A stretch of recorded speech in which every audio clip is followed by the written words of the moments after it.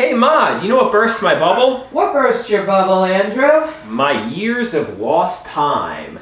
We were having a conversation yesterday and we were saying when the realization that I lost my best years, my teenage years, 20s, beginning of my 30s, when the realization of all the lost time sinks in, it's going to be a tough pill to swallow. So change now. Right. Like they say, I've wasted my best years. No, that's not true. Your best years are ahead of you.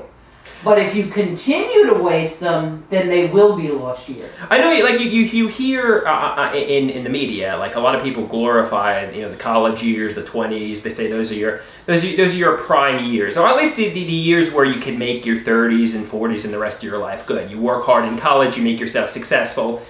Unfortunately, I got very sick during those years, and I wasted them, and poured my life down the drain. And But you didn't, though. You didn't. It's how you look at it. If you look at it that way. Well, socially, I was solitary, and that was the reason. I created some good artwork. I created some good performances and videos, and even from 2005 to 2011, running, that was still solitary. So obviously, as I'm told by psychiatrists, socialization and human interaction is the key to recovery. But you know what? I can look back on the wasted time deprived of socialization and cry, or I could come back with determination, get motivated, and come back with a ferocious energy. Obviously, and take steps towards socialization.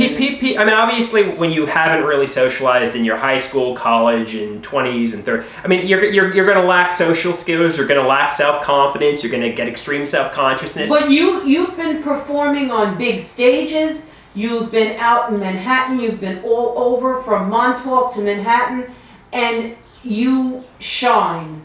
So you've got to look at that brilliance, and you've got to hold on to it and move at this point. Yeah, there's no question. In 2021, I performed stand-up comedy many times, and all of the performances were successful. It's almost weird. It's almost like when I go into performance mode, when I'm on stage, I'm actually able to, express myself in a very confident way. But actually, when I'm one-on-one, I have trouble looking people in the eyes. A lot of people do. Yeah, I lack confidence. I think people are looking at me like I'm this, like you're mental. Inside your I'm head. insecure. I'm extremely insecure. And you're inside your head. A lot of people get inside their head, and they're not able to let themselves shine. Right. You got to get outside your head. Right. So obviously when I'm performing, and I could be performing to a room of 200 people, I'm confident for whatever reason. Sometimes the audience warm reception to your act obviously helps the confidence. If the audience was rejecting me, obviously that would cause insecurities.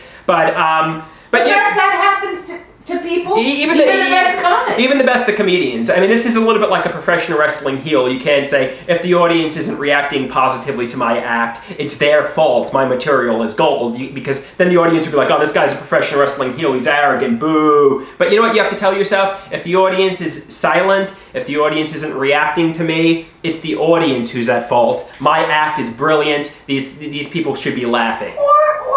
But you're going to get a dead crowd. Right. You're going to get a dead crowd occasionally. You're going to get an audience that is, bad. But you can't literally say to the audience, "You're the problem. Okay. I rock and roll." Yeah, but the other thing that you have to remember too, the audience is also your best tweaker. You can see what works and what doesn't. And that is what it is. What?